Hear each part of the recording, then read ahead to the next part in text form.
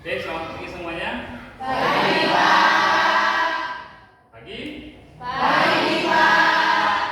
Terima kasih kepada kawan-kawan semuanya. Perkenalkan, nama saya Anton Lutfi Siahaan, dosen Universitas HKBP Nomensen Pematang Siantar.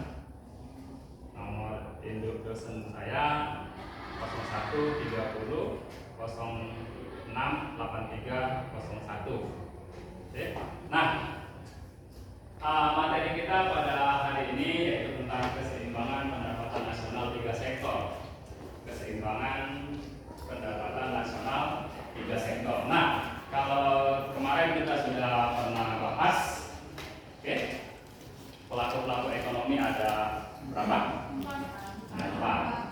Siapa saja itu? Rumah tangga, produsen atau industrian. Baru yang berikutnya pemerintah, yang berikutnya sektor luar negeri. Nah, ada rumah tangga lah yang disebut sebagai penghasil faktor produksi. Ya, faktor produksi akan dikirimkan kepada sektor industri atau produsen untuk dilakukan proses produksi. Ya. Dari proses produksi ini akan dihasilkan barang dan jasa akan kembali lagi dijual kepada sektor rumah tangga. Nah, kalau Keynes mengatakan bahwa tidak selamanya pendapatan sama dengan pengeluaran, ya, tidak selamanya pendapatan sama dengan pengeluaran. Sementara si Adam Smith mengatakan pendapatan sama dengan pengeluaran. Ya. Nah, akibat dari itu kemarin Keynes menyatakan bahwa akan terjadi rasionalisasi produksi. Rasionalisasi produksi berarti akan terjadi rasionalisasi penggunaan faktor produksi. Salah satu faktor produksi yang dihasilkan oleh sektor rumah tangga tadi adalah tenaga kerja. Ya. Nah, akibat itu rasionalisasi produksi, maka akan terjadi tahap akhirnya kemacetan produksi. Ya, akan terjadi kemacetan produksi. Nah, kemacetan produksi ini kan akan menjadi masalah. Kemacetan produksi berarti akan kemacetan penggunaan faktor produksi, kemacetan penggunaan tenaga kerja, kemacetan penggunaan tenaga kerja berarti terjadi masalah pengangguran.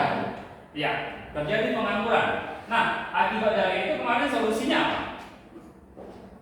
Supaya tidak terjadi rasionalisasi produksi, supaya tidak terjadi kemacetan produksi, solusinya apa? Pemerintah meningkatkan pengeluaran berupa subsidi. Subsidi gunanya untuk apa? Meningkatkan daya beli. Subsidi gunanya untuk apa? Subsidi harapannya supaya sektor industri bisa menjual barang dan jasanya dengan harga yang lebih murah. Ya, itu dia. Nah, berarti dalam hal ini ikut campur tangan pemerintah. Pemerintah memberikan subsidi, enggak lantas pemerintah hanya memberikan saja, pasti akibat dari adanya pendapatan dari pemerintah sehingga pemerintah bisa memberikan subsidi atau pengeluaran pemerintah. Berarti tidak mungkin dong hanya keluar saja tanpa ada pemasukan. Ya. Nah, keseimbangan pendapatan nasional 3 sektor. Nah, dikatakan 3 sektor, di sini sektor yang ada hanya masih industri, rumah tangga, dan pemerintah. Nah, pendapatan nasional 3 sektor ini, 3 sektor masih disebut juga dengan istilah perekonomian tertutup. Kenapa tertutup? Karena tidak terbuka, ya kan? Tidak terbuka dengan siapa? Tidak terbuka dengan interaksi ekonomi terhadap luar negeri. Ya, tidak terbuka, belum terbuka dengan interaksi sektor luar negeri. Nah, oke, adanya campur tangan pemerintah menimbulkan 2 perubahan penting. Apa saja itu? Coba baca. Pungutan pajak yang dilakukan oleh pemerintah atau P. Pengurangan pengeluaran agregat atau AP. 2. Pajak memungkinkan pemerintah melakukan perbelanjaan dan ini akan menaikkan perbelanjaan agregat karena belum ada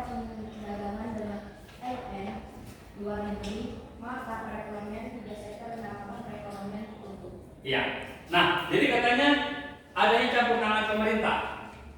Campur tangan pemerintah menimbulkan dua perubahan penting. Apa itu perubahannya? Yang pertama katanya pemerintah melakukan pungutan pajak. Akibat dari pungutan pajak itu apa yang terjadi? Mengurangi pengeluaran agregat. Mengurangi pengeluaran agregat. Nah, pajak memungkinkan pemerintah melakukan perbelanjaan. Nah, ini tadi Bapak katakan. Oke, pemerintah memperoleh pendapatan dari pajak, ya kan? Pemerintah menarik pajak terhadap industri maupun rumah tangga perorangan, ya. Nah, pemerintah tadi melakukan pengeluaran. Pengeluaran pemerintah ada dua, government expenditure dan government transfer. Nggak akan mungkin ini terjadi kalau pemerintah tidak mempunyai pendapatan, ya. Kalau pemerintah tidak mempunyai pendapatan, nah, pajak salah satu dari bentuk pendapatan pemerintah, walaupun ada lagi berupa usaha-usaha badan usaha milik negara, ya, badan usaha milik negara. Nah, katanya apa tadi? Pajak yang ditarik oleh pemerintah itu akan mengurangi pengeluaran agregat. Oke. Pajak juga memungkinkan pemerintah melakukan perbelanjaan dan ini akan menaikkan perbelanjaan agregat. Karena belum adanya perdagangan dengan luar negeri, ini Bapak katakan tadi, kenapa dikatakan tertutup? Berarti sistem perekonomian tersebut belum menjalin hubungan dengan sektor luar negeri. Nah, memang apa saja pokoknya sektor luar negeri yang dilakukan? Ekspor, impor, ada juga investasi dalam maupun keluar negeri. Berarti bukan hanya berbicara ekspor impor, tapi ada juga investasi modal ke dalam ataupun ke luar negeri. Itu yang disebut dengan hubungan ekonomi dengan luar negeri. Nah, berikutnya ini bagannya. Oke, Bapak katakan tadi rumah tangga, ya, sebagai penghasil faktor produksi. Rumah tangga sebagai penghasil faktor produksi. Faktor produksi dijuallah itu kepada perusahaan. Apa saja faktor produksi? Dari men akan mendapat gaji. Dari material akan mendapat sewa. Dari modal akan mendapat interest, bunga. Oke, dari teknologi akan mendapat fee, ya. Fee. Jadi Y sama dengan W tambah I tambah W tambah I W tambah R tambah I tambah V, ya. W tambah R tambah I tambah V, ya. V itu keuntungan. Nah, ini berarti di saat rumah tangga memperoleh pendapatan, tapi di sisi perusahaan itu merupakan biaya dari perusahaan. Nah, perusahaan melakukan proses produksi. Nah, produksi yang dilakukan oleh perusahaan hasilnya itu akan dijual kepada rumah tangga. Dijual kepada rumah tangga berarti perusahaan memperoleh pendapatan. Perusahaan juga memperoleh pendapatan. Tapi di sektor rumah tangga mempunyai pembiayaan atas konsumsinya. Oke. Nah, tadi katanya, ya, Keynes mengatakan tidak semua pendapatan dipakai untuk tidak semua dipakai untuk. Nah, berarti ada kebocoran. Kebocorannya apa? Sebesar tabungan. Berarti Y sama dengan C tambah S. Berarti ada saving di sini. Nah, ada produksi. Rasionalisasi produksi berarti rasionalisasi penggunaan tenaga kerja supaya ini tidak terjadi akhir belakang ikutan campur tangan dari pemerintah. Pemerintah memberikan subsidi. Ya, pemerintah memberikan subsidi. Ini katanya ada pengeluaran pemerintah. Ya, pengeluaran pemerintah memberikan subsidi kepada perusahaan dan juga memberikan subsidi kepada rumah tangga. Rumah tangga diberi subsidi supaya rumah tangga meningkat daya belinya. Kepada perusahaan diberikan subsidi supaya perusahaan bisa menjual barangnya dengan harga yang lebih murah. Sehingga apa? Output yang terjual, kuantitas yang terjual akan lebih banyak. Kuantitas yang terjual lebih banyak berarti produksi lebih besar. Produksi lebih besar berarti penggunaan tenaga kerja lebih besar. Ya. Nah, nggak mungkin pemerintah bisa melakukan pengeluaran tanpa adanya pendapatan pemerintah. Nah, pemerintah akan menarik pajak dari perusahaan dan pemerintah juga akan menarik pajak dari rumah tangga. Oke. Pemerintah akan menarik pajak dari perusahaan dan juga pemerintah akan menarik pajak dari rumah tangga. Nah, pajak yang ditarik oleh pemerintah baik dari perusahaan dan rumah tangga itu juga yang akan berputar menjadi pengeluaran pemerintah. Nah, tadi juga adanya tabungan dari rumah tangga. Tabungan ini kemana biasanya kita nanti? Bank, ya. Juga selain bank ada lembaga keuangan non bank. Apakah uang di bank itu di situ-situ saja? Enggak. Kalau di situ-situ saja berarti bank nggak akan berkembang kan? Bank nggak akan mempunyai pendapatan.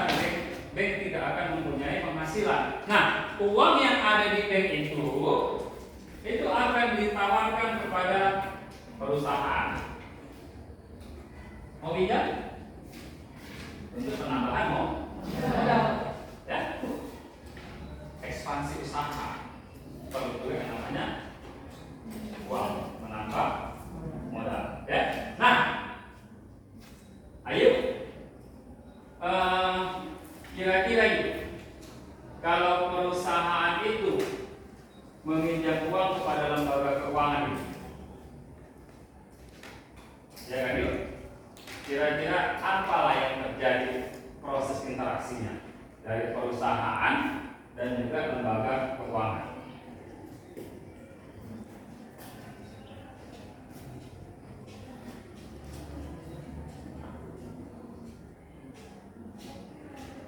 Yang lain? Pinjam uang nih ke bank atau lembaga keuangan. Dari segi perusahaan apa yang terjadi? Mendapat tambahan modal. Apakah hanya tambahan modal saja yang didapat oleh perusahaan? Ada nggak biaya yang ditanggung oleh perusahaan? Jasa kan? Di satu sisi jasa yang disepakati oleh perusahaan peminjam itu akan menjadi biaya, tapi oleh lembaga keuangan jasa itu akan menjadi pendapatan. Oke. Dari perusahaan itu akan menjadi biaya, tapi dari lembaga keuangan akan menjadi pendapatan. Nah, seperti itulah sirkulasi arus pendapatan pada perekonomian 3 sektor. Ada pemerintah, ya, ada pemerintah, ada rumah tangga, dan ada perusahaan. Oke.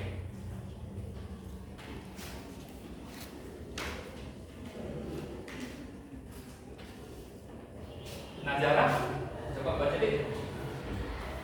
Pendapatan RT akan digunakan untuk kebutuhan S sebagai pengembangan agregat P dalam perekonomian 3 sektor menjadi AS sama dengan C tambah I tambah E. Syarat keseimbangan jika penawaran agregat atau AS sama dengan agregat dengan atau AD dalam perekonomian kemudian melakukan perdagangan FM AS sama dengan D. Oke. Jika penawaran agregat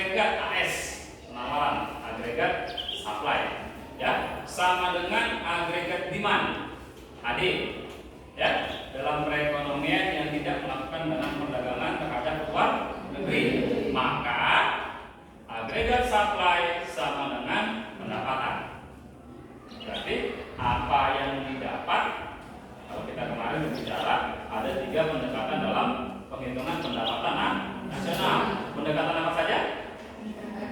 Pendekatan produksi, pendekatan pengeluaran, dan pendekatan pendapatan. Berarti apa yang diproduksi itulah yang akan ditawarkan.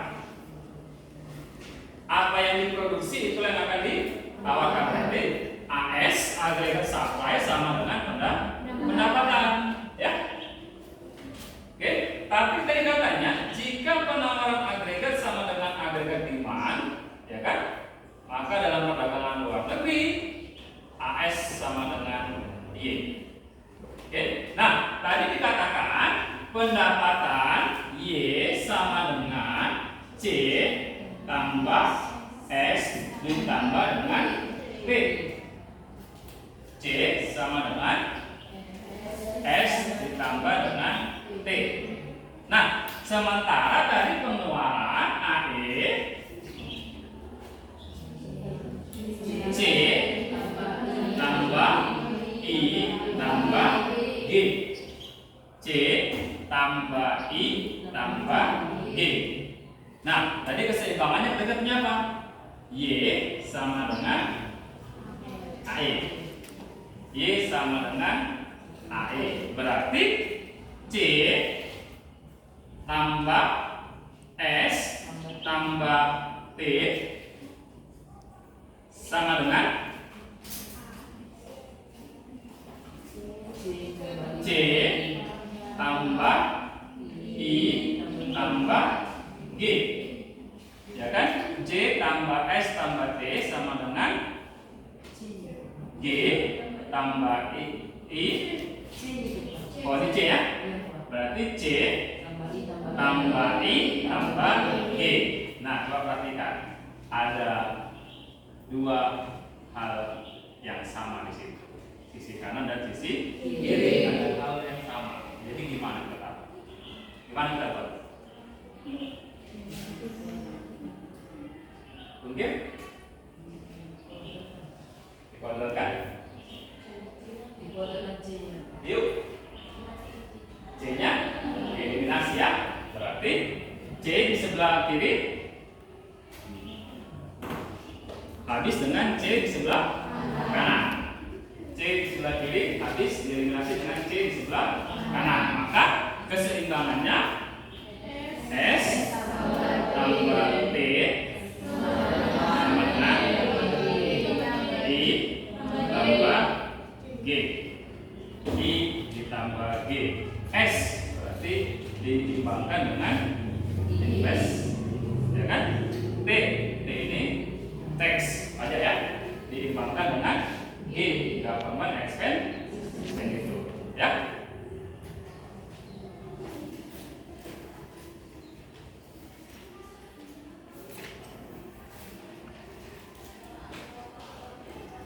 Selanjutnya katanya pendapatan yang diterima oleh rumah tangga akan digunakan untuk 3 tujuan, enggak lagi 2 tujuannya. Kalau kemarin kan katanya hanya pertama kan Y sama dengan C, terjadi kebocoran, muncullah Y sama dengan C tambah S, ya, kebocoran dalam bentuk tabungan. Nah, selanjutnya sekarang sudah ikut campur tangan pemerintah, ya kan? Maka sekarang pendapatan rumah tangga digunakan untuk 3. Apa saja itu katanya?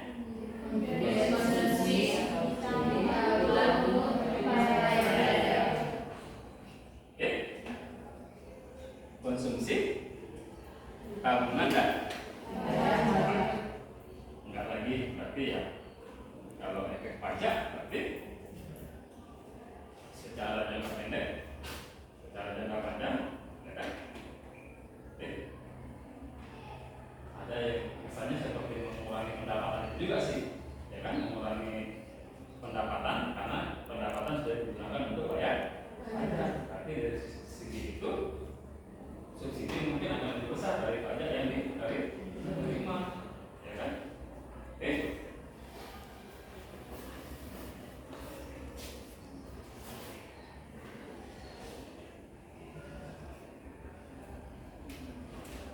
ini yang Bapak katakan tadi, keseimbangan pendapatan nasional berlaku persamaan C tambah I tambah G sama dengan C tambah S tambah T, ya kan? Nah ini dari Bapak yang kita bahas tadi. Ada ruas kiri C, ada ruas kanan juga C. Maka C dari setiap ruas dikurangkan. Maka muncullah keseimbangan I tambah G sama dengan S tambah T. Nah, inilah sekarang keseimbangannya. Keseimbangan pendapatan tiga sektor itu diperoleh dengan I tambah G sama dengan S ditambah T.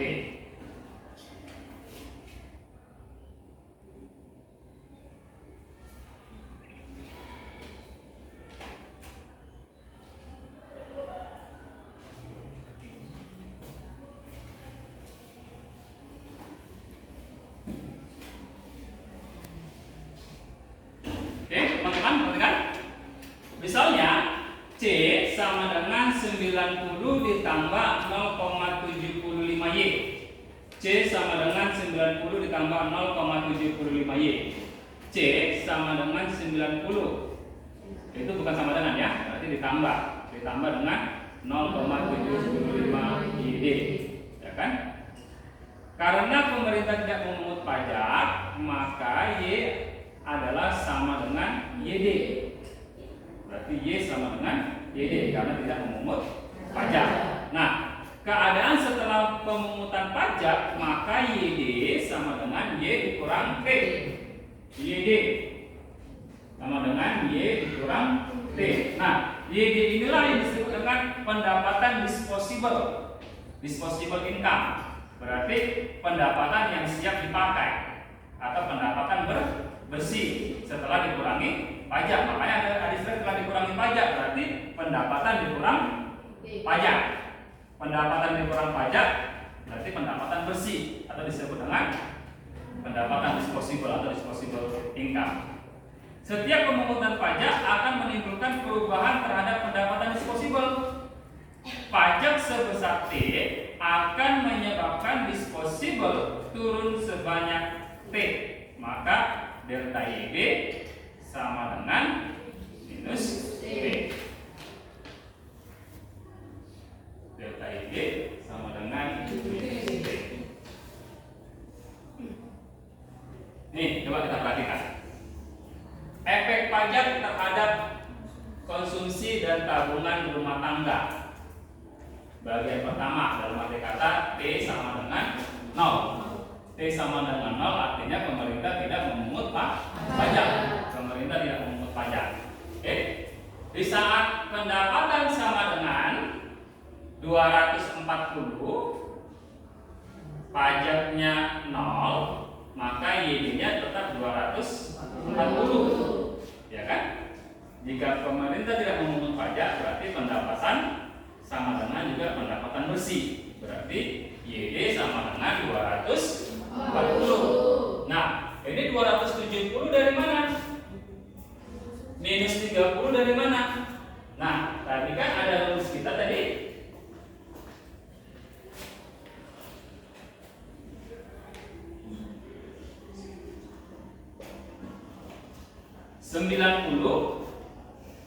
Y sama dengan C sama dengan 90 ditambah 0,75 Y. Nah, inilah fungsi konsumsi.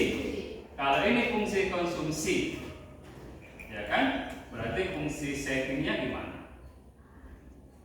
C sama dengan minus 90 ditambah, berarti kan ini kan tadi kan MPC, berarti MPC ditambah MPS harus sama dengan 1. Berarti MPC nya berapa? 0,75 ditambah MPS atau marginal propensity to saving, berarti ini harus sama dengan 1. Berarti MPS sama dengan 1 dikurang 0,75. Berarti MPS nya sama dengan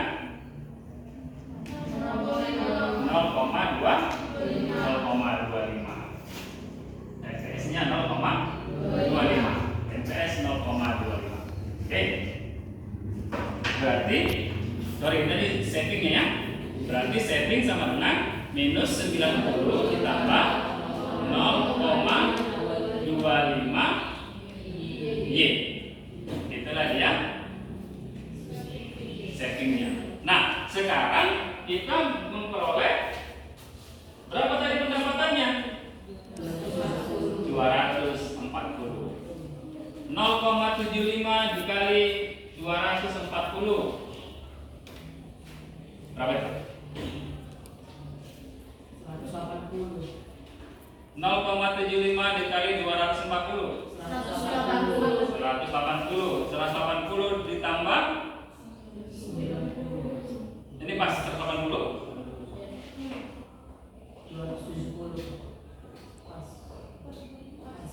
pas berarti konsumsinya 270 di saat pendapatannya dari 240 berarti savingnya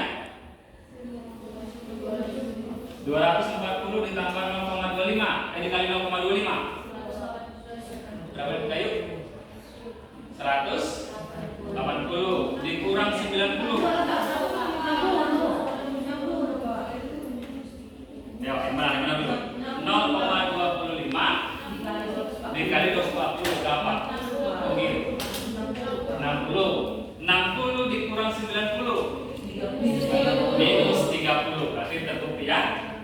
Oke? Berarti terbukti. Berarti di saat pendapatannya 240 pemerintah tidak menarik pajak, oke, maka YD-nya tetap 240. Oke, berarti C-nya 270, berarti savingnya minus 30. Apa artinya saving minus 30? Iya, diambil dari tabungan, mengurangi tabungan sebesar 30. Mengurangi tabungan sebesar 30. Artinya apa? Berarti pendapatannya tidak cukup. Karena konsumsinya harus 270, sehingga dia harus mengurangi tabungan sebesar 30. Oke, nah sekarang bagian kedua, pemerintah menarik pajak sebesar 40. Berarti kalau dia pendapatannya 240, berarti yang harus kita cari dulu adalah YD-nya. Berarti YD sama dengan Y dikurang T. Berarti YD lanjut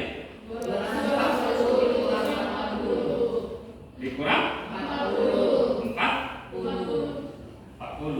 karena pajaknya sebesar 40. Kalau begitu YD-nya sama dengan 200. Nah, sekarang kalau begitu konsumsinya berapa? Berarti konsumsinya C sama dengan 90 ditambah 0,75 YD. Karena kan konsumsi kan dipakai dari pendapatan bersih, dipakai dari pendapatan bersih atau dari pendapatan YD. Ya, berarti sekarang ini menjadi C sama dengan 90 ditambah 0,75 dikali dikali 200. 0,75 kali 200 0,75 dikali 200 iya, 150 ditambah 90 iya, inilah ya 240. Jadi dari mana ini 240? Tadi kan nggak lantas tetap ini yang kita pakai, enggak. Tapi yang kita pakai setelah dikurangi dengan pajak. Pajaknya berapa? 40. Pajaknya 40. Oke, berarti pendapatan bersihnya tadi jadi berapa? 200. Berarti yang dipakai untuk konsumsi itu dari sini sekarang.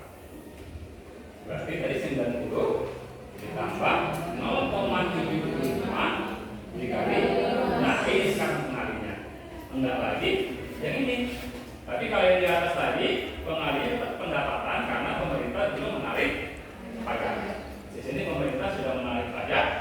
Sehingga pendapatan bersih, ya kan? Pendapatan bersih itulah yang dipakai untuk konsumsi maupun kepada saving. Di sini kira-kira cukup nggak pendapatan tadi? Enggak, karena dia S-nya, savingnya harus minus 4. Yang artinya apa? Iya, artinya apa? Pinggir? Diambil dari tabungan sebanyak 40. Nah, berarti pendapatannya nggak cukup. Bisa ya? Nah, apa yang terjadi? Tingkatkan pendapatan supaya savingmu tidak terganggu. Iya ya? Tingkatkan pendapatan supaya savingmu tidak terganggu karena hidup itu sulit. Ada pajak yang harus dibayar. Ya kan? Iya. Nah, coba satu orang kita berlatih dulu ya. Kerjakan dengan rumus. Ya. Yang ini kita hanya membuktikan kalau hasilnya kan sudah ketahuan ya. Kita hanya membuktikan dengan rumus kira-kira pas enggak ini. Ya. Yang ketiga ya, pendapatan di saat pendapatan 480. Ya, Bapak tunggu 5 menit.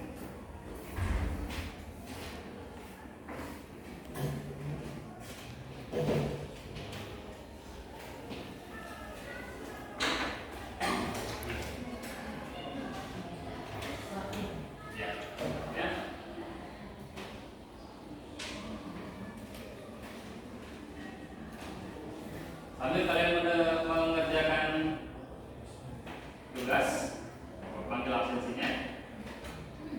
Chris Maulina. Ayo Pak. Esra Putri. Ayo Pak. Esra Tirta. Sakit.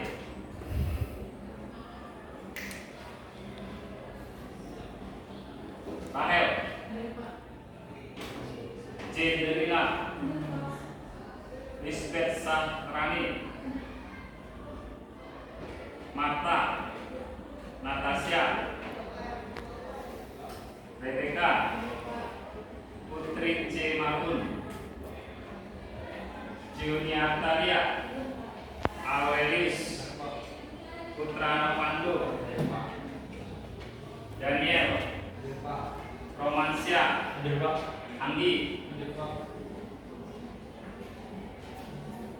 Wilmar, Fernando Saragi, Fernando Sinaga, Dina, Restuti, Cynthia, Erningsi, Wulandari,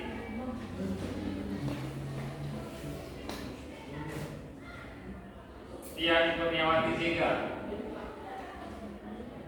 Fitra, Marianti, Desi, Imelda, Grace, Ayu, Winda, Christine, Maria, Indriani, Ruth, Deborah. Oke, kawan-kawan, ingat peraturan dari Bapak ya. Jangan pernah ada yang menitipkan absennya ke kawannya. Jadi baik, jujur, ya. Pak izin, Pak maaf nggak bisa masuk daripada menitipkan absen kepada kawan, ya. Kejujuran lebih baik daripada kesalahan. Salah masih bisa diperbaiki. Boleh ya? Oke, udah ada? Yang bisa? Ada yang bisa? Satu orang?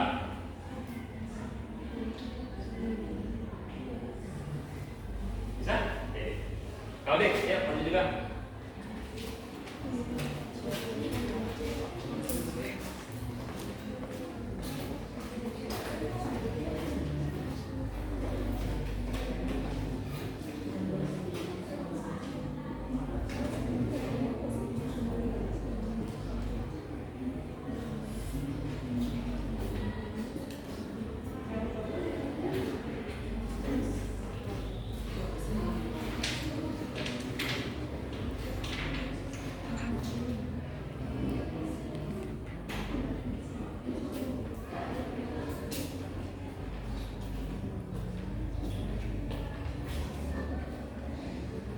Perhatikan yang lain yang dikerjakan temannya.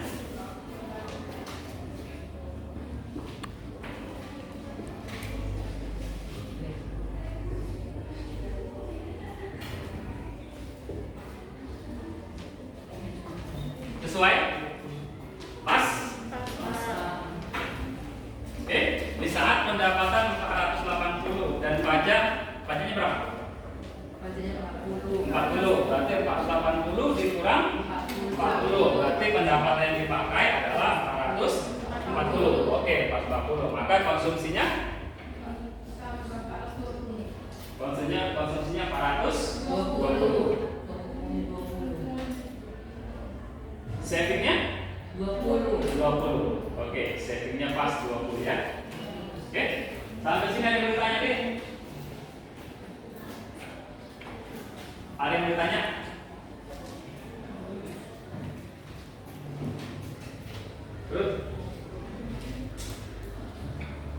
Berubah? Ada yang bertanya?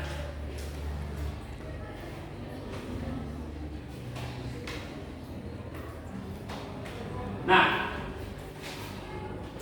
coba ini ada yang lebih sulit sedikit lagi.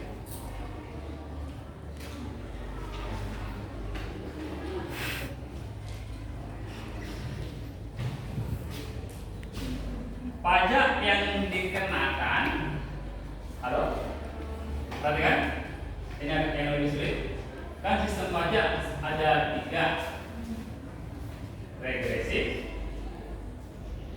progresif, dan proporsional. Regresif, progresif, dan proporsional. Nah, ini ternyata pajak yang dikenakan sebesar 20%. Berarti pendapatannya ini harus dikurangi pajak sebesar 20%. Dari mana 48 itu?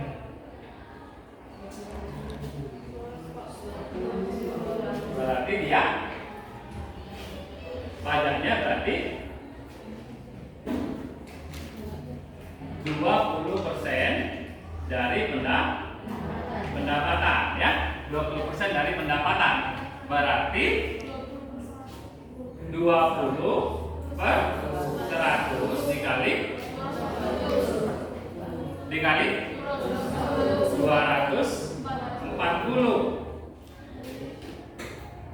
Ya kan? Berarti 20 per 100 dikali 240. Oke. 1 berarti 2 per 1 kali 24 48. Ini masih besarnya pajak. Itu masih besarnya pajak. Nah, kalau begitu YD-nya, pendapatan disposibelnya, berarti Y dikurang T. Y dikurang T. Berarti ini sama dengan 240 dikurang, iya, dikurang 48. Berarti 192. Inilah sekarang YD-nya yang dipakai untuk C dan S, yang dipakai untuk konsumsi dan tabungan. Tinggal kita masukkan tadi ke rumus-rumus tadi. 0 berarti 90 ya. 90 ditambah 0,75 YD. S sama dengan minus 90 ditambah 0,75 YD. 0,25 ya, minus 90 ditambah 0,25 YD.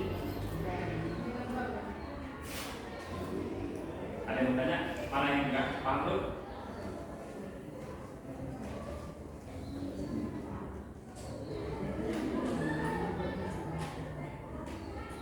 Oke. Nah, sekarang coba satu lagi yang ini. 240, kita tadi kan masih hanya sebatas mencari 48-nya. Sekarang kita mau mencari berapa sih savingnya berapa sih konsumsi, berapa juga saving. Pakai rumus tadi, yuk silakan.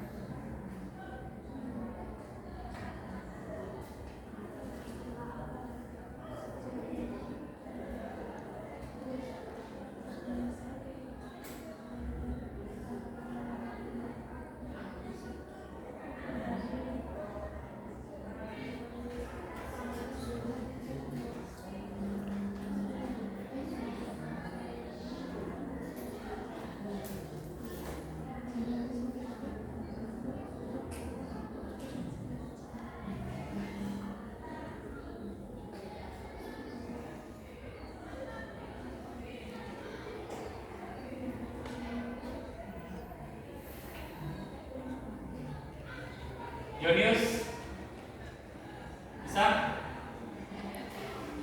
Dapat tenaga? Bisa?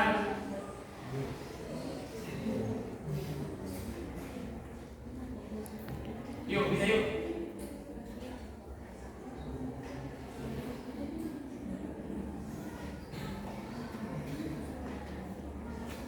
Efeksi? Bisa deh. Ya. Iya, yang mencari membuktikan bahwa ini hasilnya sama seperti ini. Pas hasilnya? Pas? Bisa? Ya. Referensi sama terus ya? Saya mungkin. Oh, ini.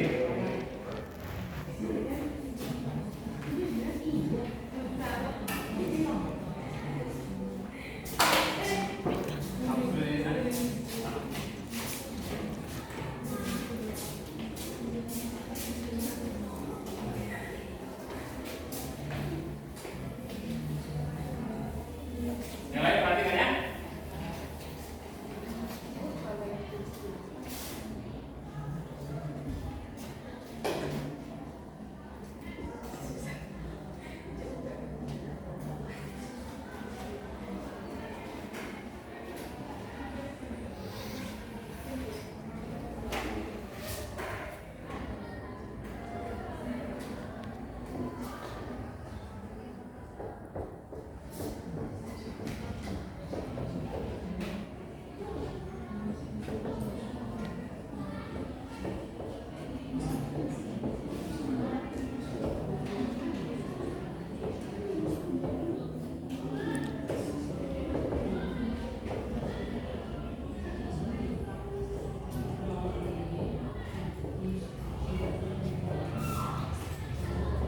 Sampai S-nya ketemu ya, bukan hanya C-nya saja tapi ikut juga sampai S.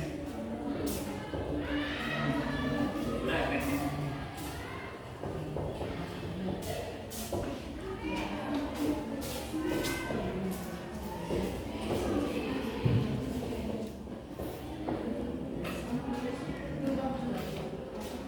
Indri, udah. Perhatikan yang dikerjakan temannya.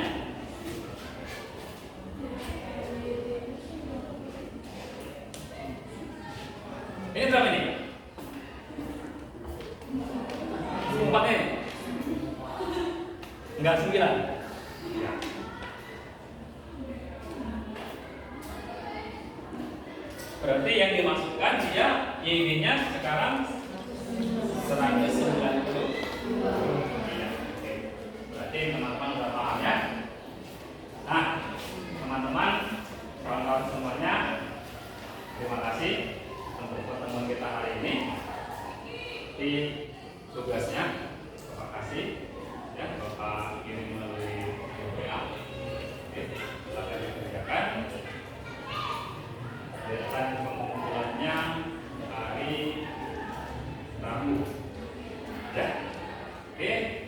kasih, sampai di sini dulu pertemuan kita. Selamat pagi.